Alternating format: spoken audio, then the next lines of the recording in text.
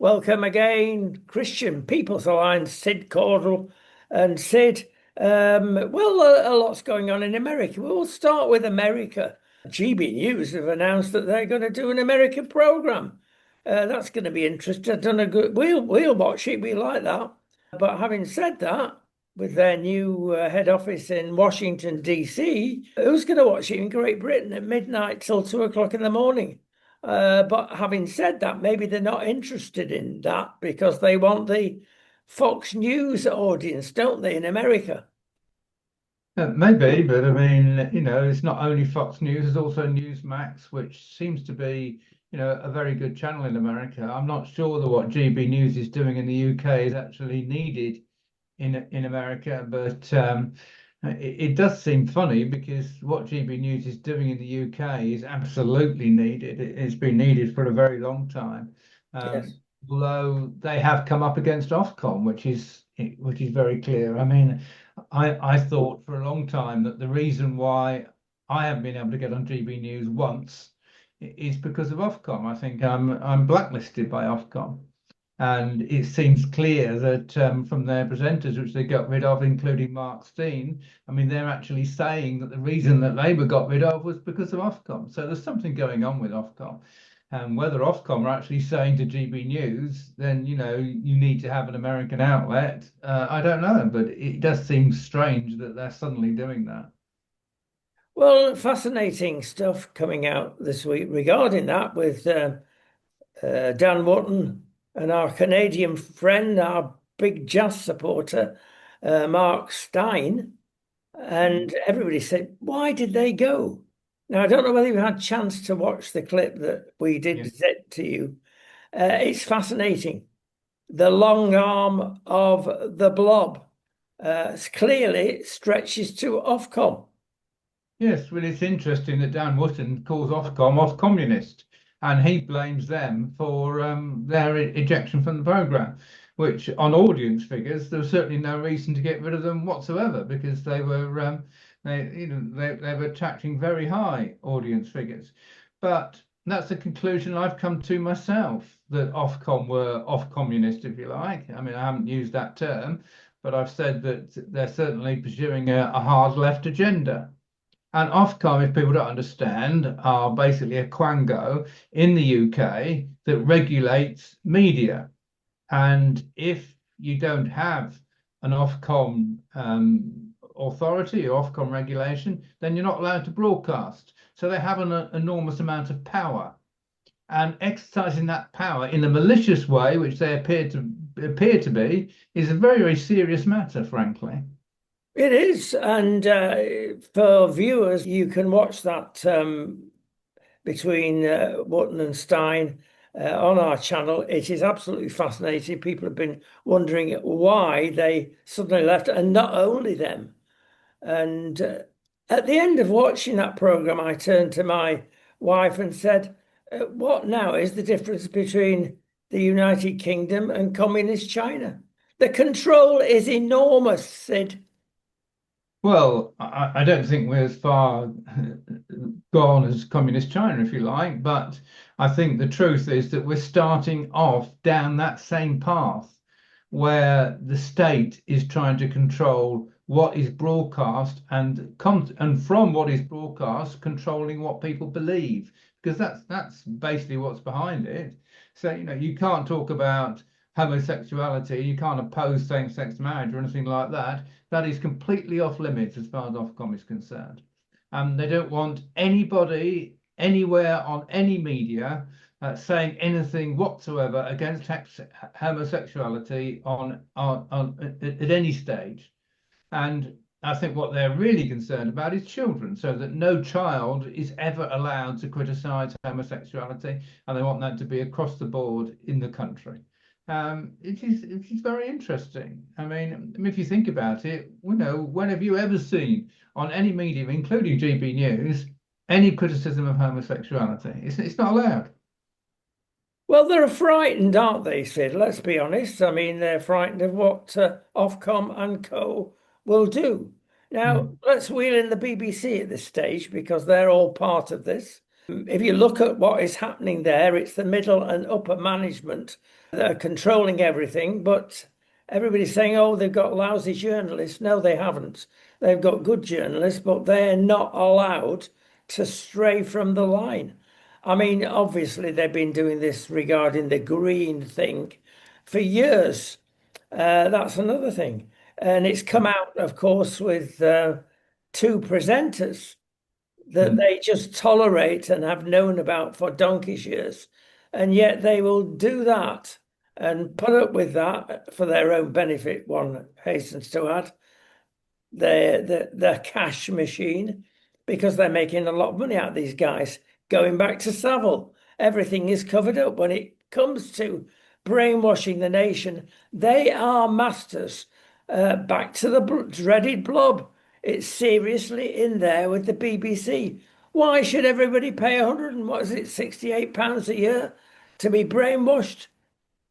Yeah, no, you're absolutely right. And in addition to homosexuality, yeah, the green agenda is something else that no one is allowed to go on any media in the UK and say, that and criticise the green agenda. You see, this is why it's quite interesting that Reform are actually saying, launching a campaign against net zero, and are actually saying that all their council leaders who are actually in power in 10 councils now must oppose net zero, which is something that Nigel Farage is saying. But that's not the same as actually saying that the whole green agenda is false, because we don't actually need to reduce carbon at all. That argument is simply not allowed on any media. But I'm actually also even more concerned in some ways about the way they're dealing with the Palestinian issue. You see, what's going on in Gaza is that Hamas invaded Israel on October the 7th, 2023. We now know that the plan was for a coordinated attack, including Iran, Hezbollah, and the Houthis, as well as Hamas, to coordinate an attack on Israel. That was what was planned. But they were trying to keep it absolutely top secret because they were scared that they know that Israeli intelligence is infiltrated a lot of areas, especially in Iran, and they knew they had to keep it absolutely top secret or it would get out and they would know about it. But so very few people knew about the plan. But Yahya Sinwar, the head of Hamas, who was the head of Hamas in Gaza, he launched his attack before Iran was ready, and Hezbollah knew about it. But you see, after he launched his attack, Hezbollah immediately joined in, but Iran didn't immediately join in. Sinwar thought they would immediately join in. So it was a coordinated, planned attack on Israel with the aim of wiping Israel off the map.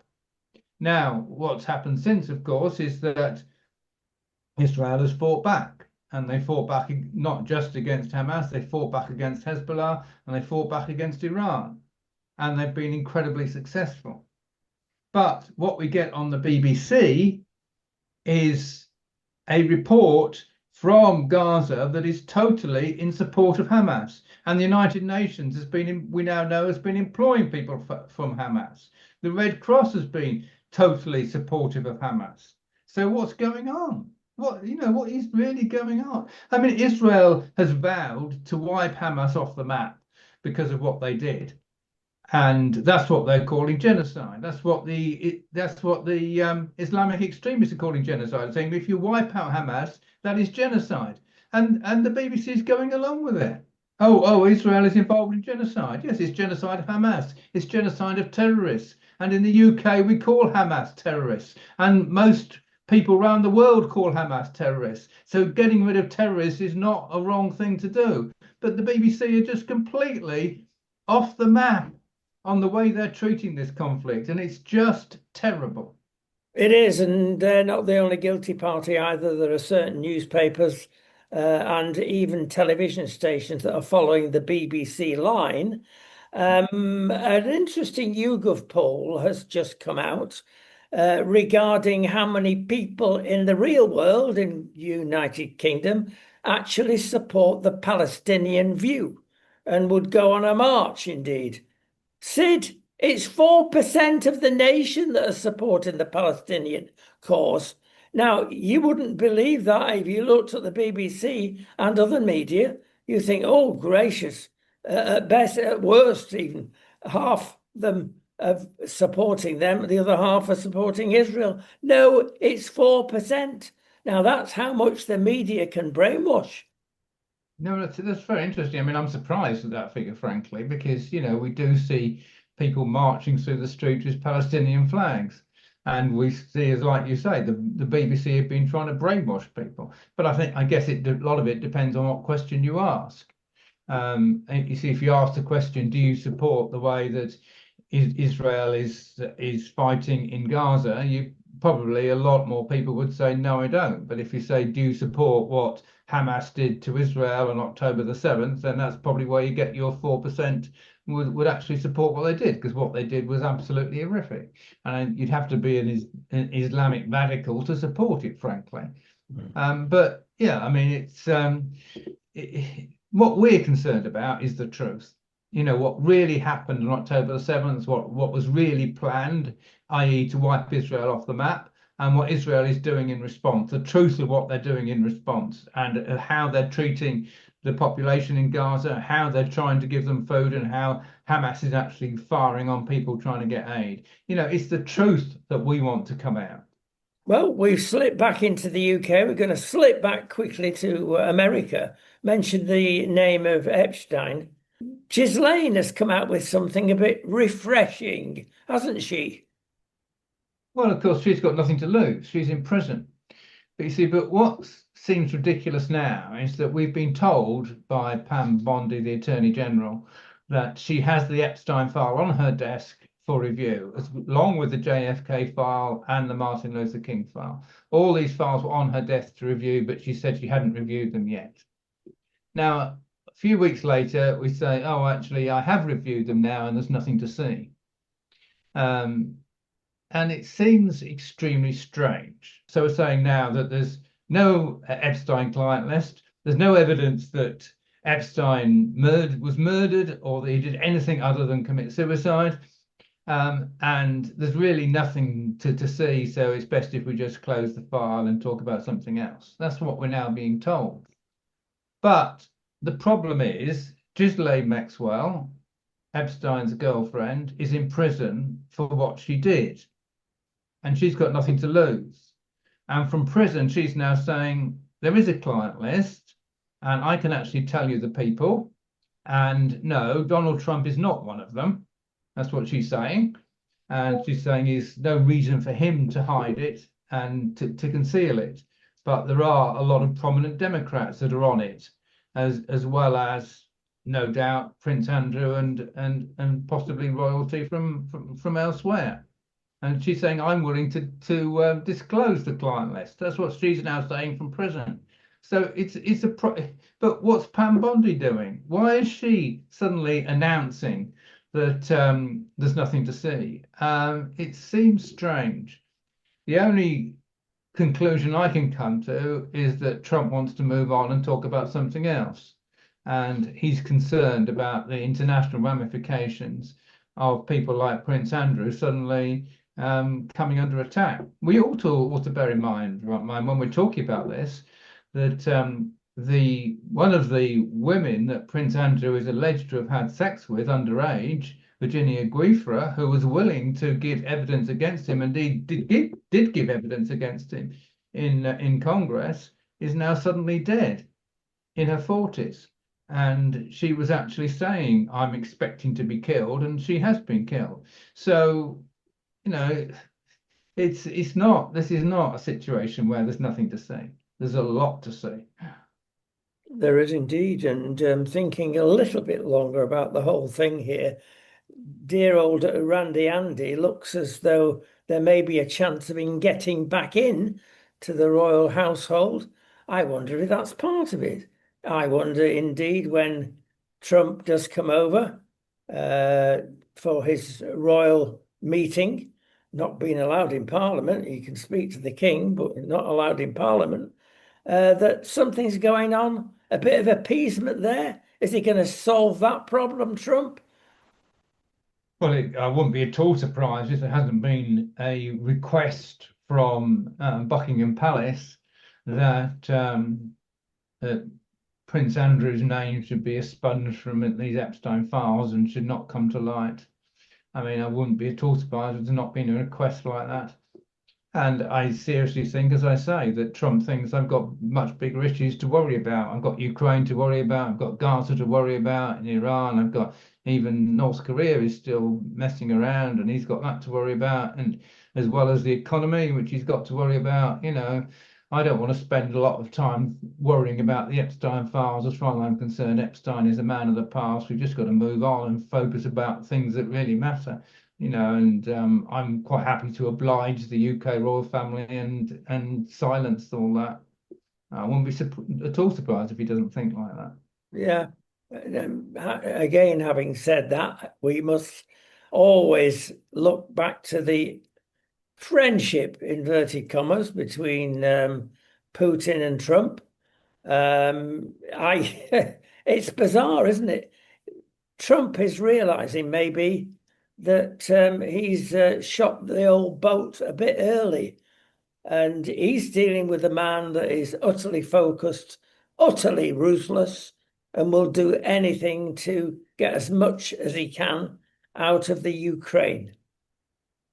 Yes, I don't think there's ever been a friendship between Putin and Trump. Trump said last time when he became president in 2016, he never met Putin. All this stuff about Russian collusion was a hoax. It was totally untrue. And what now appears to be the case is that Putin didn't want Trump to be president and was actually working with the Democrats, probably with Hillary Clinton, to try and stop Trump becoming president. I think that's the truth that was behind it.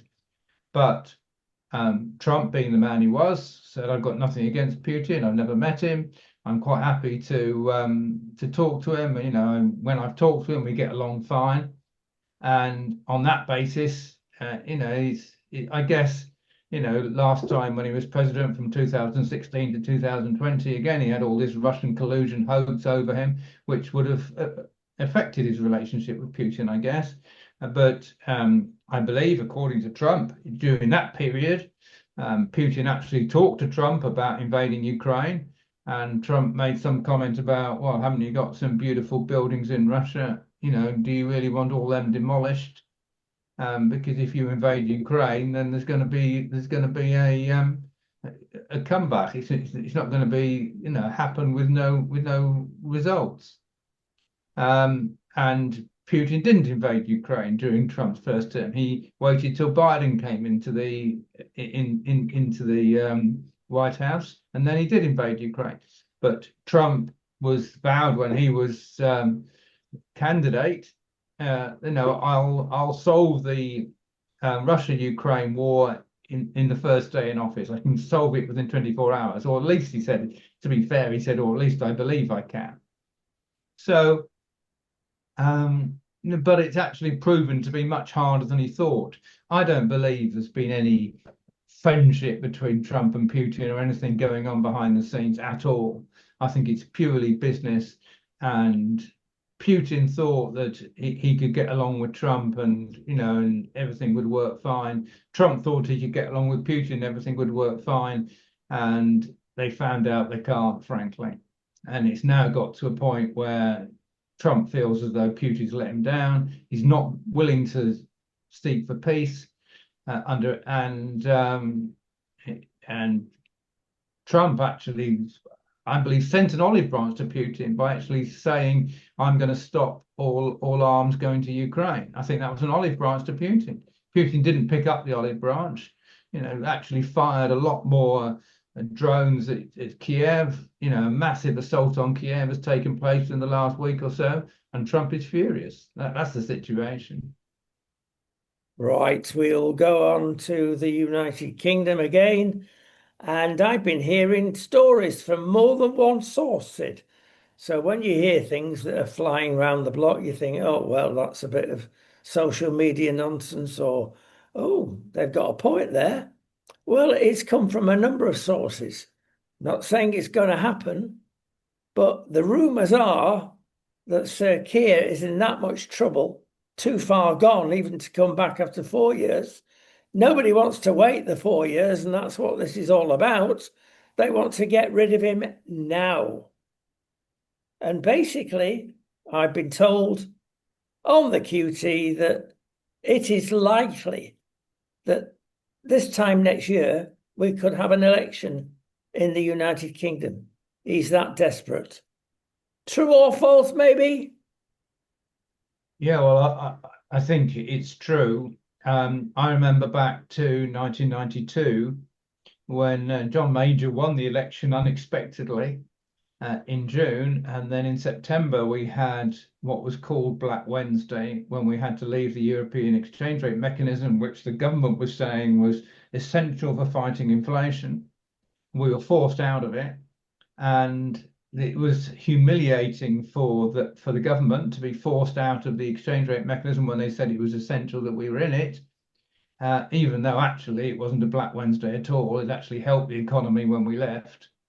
But the result was that the Conservative Party nosedived in the opinion polls and never recovered for the following 5 years up to the 1997 election, when they were virtually wiped out. But they were always way down in the opinion polls, literally from that moment onwards. And I think what we're experiencing now is the same. Keir Starmer has made promises in opposition. He's not fulfilled them in power. He's ignored his manifesto. He's completely tanked the economy, frankly. I mean, he made a complete mess of the economy. And they're now saying they're going to have to put up taxes even more, which is going to be even more of a disaster for the economy. They don't know what they're doing. And people have frankly had enough. And you're right. You're absolutely right. Starmer is not going to recover between now and the next election. If he stays in power. I mean, the British electorate are very unforgiving. They want rid of him. So, and the Labour Party recognise this. The Labour MPs recognise this. They recognise they're not going to recover. So they're trying to do something. This is what happened, by the way, also from 2019. Boris Johnson was elected as a very popular leader. The media went for him over COVID parties, which was frankly nonsense, because Sunak was also at those parties, and he didn't organise them. Somebody else organised them. He purely attended, but they absolutely hounded him over them. And because they hounded him over them, the Conservative Party thought, we're going to have to get rid of Boris Johnson. We're going to win the next election. Over time they then put Sunak in, but he never recovered. So the Conservative Party never recovered from that debacle over the COVID parties. But the Conservative Party thought, oh, we've got to get rid of Johnson, we've got to put a new leader in. It didn't work. But that's what the Labour Party are thinking now. Starmer's not going to recover. We've got to put a new leader in. That's the only way we're going to recover. I don't think it'll work, frankly, and I don't think there's anybody there that's going to be better than Starmer. So I don't think, well, whatever they do, the Labour Party are going to be wiped out in the next election, in my view. Rachel Reeves, the tearful one, has come up with a bright idea that will be announced at the Mansion House in about a week or so's time. She's sort of putting it out there at the moment. She's receiving a lot of flack from the bankers, the insurance companies, the pension funds, etc., and the city itself. Now, they're hardly independent, so they're going to kick off about what she's saying, because both you and I have been involved in the housing market and mortgages for decades, Sid. So you'll appreciate some of this, I'm sure.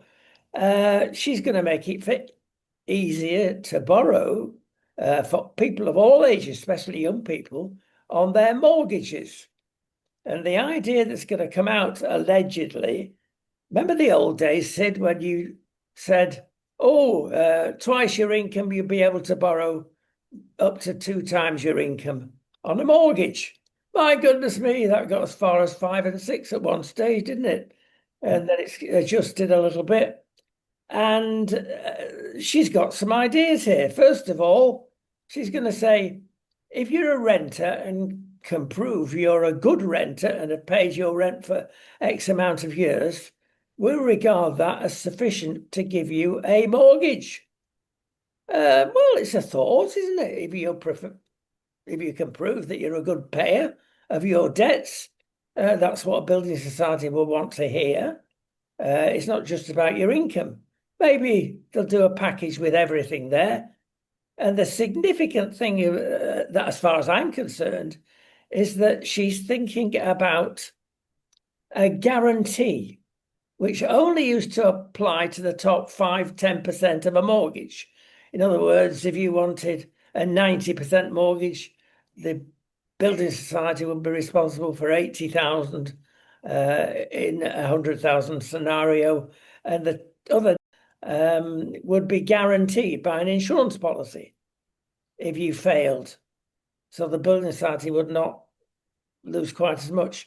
But with this mortgage guarantee scheme that she's envisaging now, you'd be able to borrow up to 100%. So to the top 20% of your mortgage will be actually guaranteed. Is she pushing the boat out too far? Don't forget, in all this, it will certainly stir up the economy if people feel more confident of buying a new house. But will it also stir up the prices? That's the one thing nobody wants.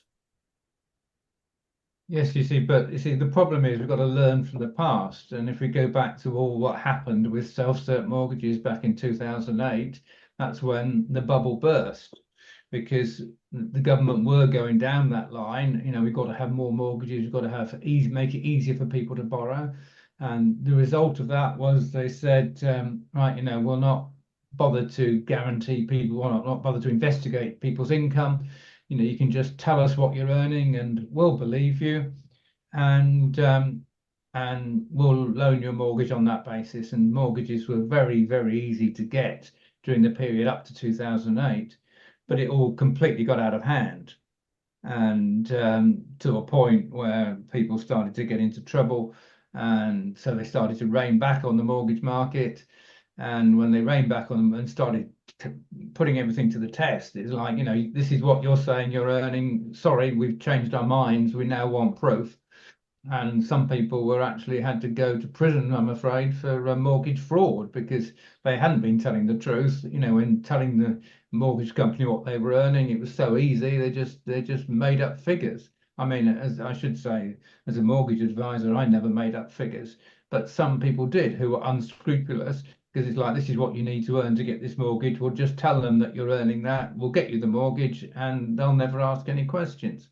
And of course, it was a mess. But you see, we've got to be very careful to make sure we don't go back to that mess. Now, the other thing with what you're saying is if they say, well, on the basis of, you're paying the rent, if you're paying the rent, that means you can pay a mortgage. We'll not bother to ask about your income. What they're saying there is that people who have basically got income from unscrupulous means on the black market, and are therefore able to pay a rent which is far greater than their income warrants, will not ask any questions. So basically what they're saying is people that are money laundering can be given mortgages even though their income doesn't support them because they're money laundering. And that's utter nonsense, frankly. It's utter nonsense. And we know out there is a black market. There's lots of people that are doing jobs for cash. So they can't prove their income because they're doing jobs for cash, but they can pay rent.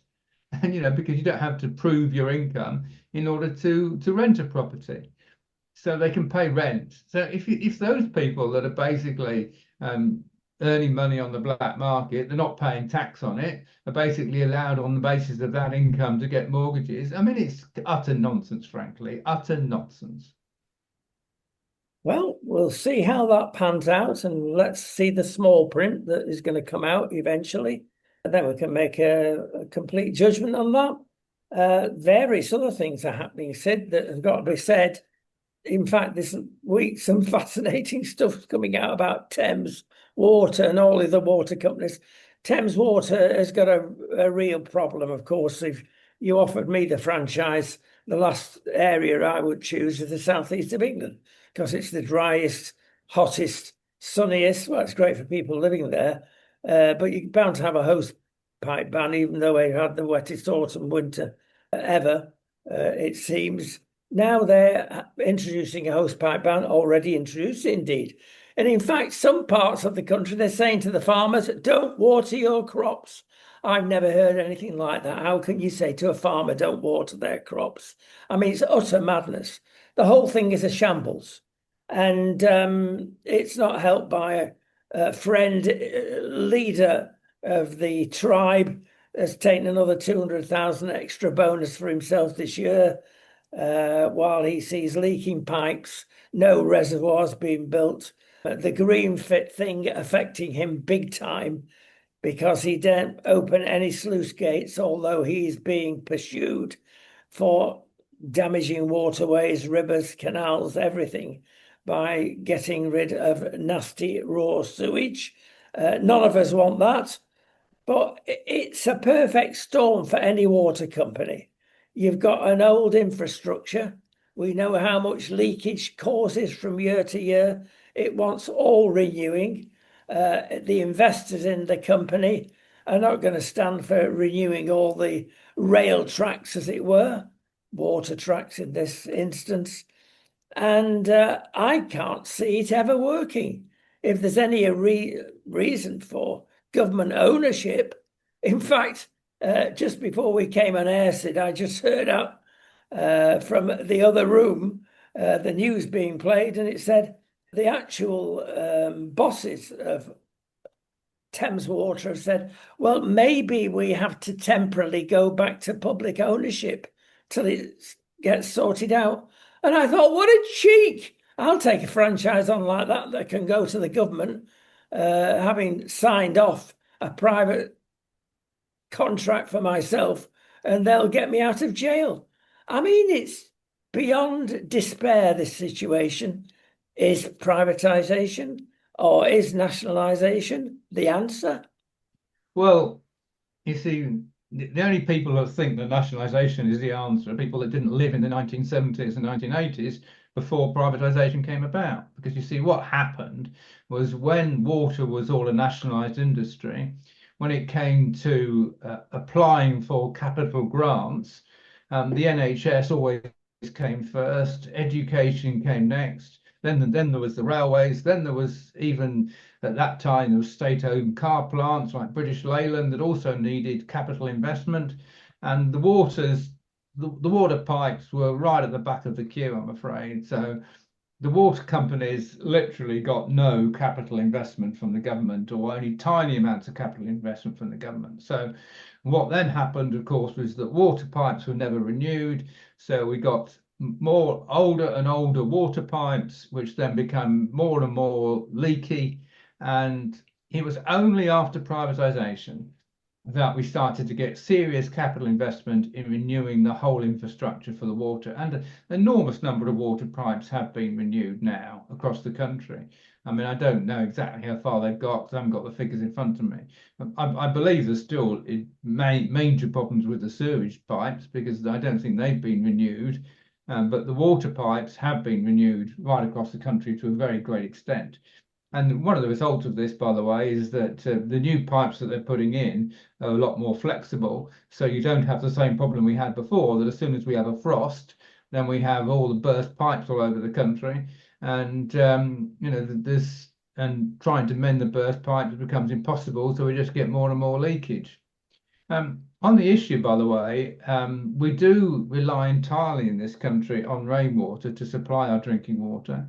Most countries have, or hot countries certainly, have desalination plants in order to supplement the water. And I think in the southeast, it would make sense to build a desalination plant to supplement the rainwater because there isn't enough rainwater in the southeast for the demand, especially around London. So because all desalination plants do is then get seawater and remove the salt from the seawater, and then you've got drinking water. And there's no reason why we shouldn't do that. And you can actually use the salt. So the salt is also very useful. We don't do that in the UK at all, but I think we should start doing it in the southeast in order to meet the demand. Can I come with another solution? Living in a very dry and very wet at the same time in parts of Spain, the solution is part of it to build more reservoirs But more than that, how have they solved the problem here? Although the newspapers panic every year, we're all going to die. We've not had rain for 6 months. Well, you can parts of Spain have not had rain for 2 or 3 years. That is a problem, and they tried 2, 3 decades ago to build desalination plants. Said, forget it, it costs a fortune. The green monster would go berserk as well. The amount of energy you need to convert a desalination plant that's worth anything, it don't work. And in fact, our mayor here, I remember it well, a quarter of a century ago, when we'd not had rain for about 12 months, no sign of it on the horizon, built a massive desalination plant. It never got used. If you want to get water, build a desalination plant. But perhaps God's got a sense of humour. It never stopped then. We had the wettest spring. So there you go. But no, I tell you what is seriously an answer, but nobody will grasp the nettle. Forget HS2 and all that nonsense. For goodness sake, do what they've done in Spain. The biggest river in Spain is the Ebro, and it flows from the northwest of Spain to the east coast of Spain. They harness the qualities of the water in the Ebro, and also which is a much shorter distance and easier and cheaper in England. For goodness sake, people keep saying it never stops raining in northwest Lancashire and Scotland. Get a pipe system going. Solves the problem of the southeast. But nobody's prepared to do it. That would be far better value for money than HS2, Okay. saving 20 minutes off a journey. I mean, you're absolutely right. I mean, it's interesting you don't think desalination plants work, but yes, that's the other thing which they were talking about years ago of having a national grid for water in the same way as we have a national grid for electricity. So you literally, if you were short of water in the southeast, then you pipe it from other parts of the country where there was more water. And because that's basically the way a national grid works. If you need electricity in London, there's not enough electricity being produced in the southeast, then you can just get electricity that's being produced even from France and just feed it into the national grid, and it all comes in, and London has its lights on. So yeah, you shouldn't have a situation where all the water in the southeast has to come from rain that falls in the southeast. I mean, it shouldn't be necessary. And you're absolutely right. I mean, having pipes. I mean, these days we can have motors. We can, drive the water through the pipes. It doesn't have to be all, going downhill. It can be, the pipes can be going uphill. We can pump the water up. It shouldn't be a problem. There you go. We're swiftly running out of time as usual, but one thing we must cover really is something that again was in the press even for the last 10 days, but nobody's caught on to this. We did because about 2 or 3 weeks ago we said, well, hang on, what they're going to do if Nigel really stands a chance of getting in this next election, they're going to throw kitchen sink plus at him. It's already started in Warwickshire because they've gained at the local elections there. And the first thing of many things that they've already done is to say, you're not flying the LGBT flag over the buildings anymore. And the chief architect against this is the CEO, let's call him, of the council. That flag stays. Wow. Where's the democracy in that? Well, where the democracy has to be, I'm afraid, is that the council has to have the guts to turn around to him and say, sorry, you're fired. Because the council do have the authority to fire the CEO. I mean, obviously, we're probably going to have lawfare, I'm afraid, because he's going to probably go to court and say he was unfairly dismissed and so on and so forth. And yeah, they're probably going to have lawfare over the flag as well, because they'll basically say, oh no, we've got a legal right to fly the flag if we want to. You haven't got a legal right to stop it being flown and all this sort of stuff. So there could well be legal battles, but I'm afraid the reality is if a civil servant, which is basically what a chief executive officer is of a council, refuses to obey the orders of the council, then the only answer is, sorry, you do what you're told or you are fired. That's the only answer. But one of the problems with reform is because they haven't got a local government manifesto, most of the councils are making it up as they go along. And if they had a clear manifesto, they could literally say, here's our manifesto, this is what we're going to implement, and tell the CEO, this is what we're going to implement, and this is what you've got to implement because we've been elected on this platform. And the CEO would basically have to say, yeah, I agree to implement this manifesto, or would have to resign. But because they haven't got a manifesto, they're making it up as they go along. And that's why there's going to be more conflict, I'm afraid, as a result. We finally move into the important part of the programme, of course, the footy part at the end. Sid, this World Club competition has finally took off. Is that because Mr. Trump, president, was actually at the match between PSG and Chelsea? To be as surprised as anybody that Chelsea actually won. Palmer, I think, had a particularly good day, perhaps the match of his life, and turned it round. Now, two-edged sword springs to mind. They've got £100 million out of this, apparently, Chelsea. Two or three players there on a good day. And having said that, Sid, is it going to take off the competition? But where's the catch regarding Chelsea in this? Um, well, I don't know. I mean, at the end of the day, I don't think it was only Palmer. I mean, he played brilliantly, but it's also Sanchez, the goalkeeper. I mean, he also played brilliantly, and the fact that they kept PSG out and they weren't able to score at all is a tremendous achievement for Chelsea, as well as the forward scoring 3 goals. Um, it has made a lot of money for Chelsea. I should say, by the way, that the figures are at the moment is minus 212 million on their transfer record this year. So, 100 million will come in useful, but you see the danger is if they continue to have this massive minus, that they'll be in trouble, just as other clubs who've spent a lot more than they've had come in. But now they've had all this money come in, it will help them no end. Because it looked as though Chelsea had got to sell players because they've got, by the way, something like 43 professionals on their books, all of which are worth millions, which is far more than most clubs have. You don't need 43; you only need 11 to play in one game. And if you've got 11 in reserve, you've still got that's 22 players. To have 43 means basically you've got almost 4 teams. So they've got too many players. So that they need to do something about that, frankly.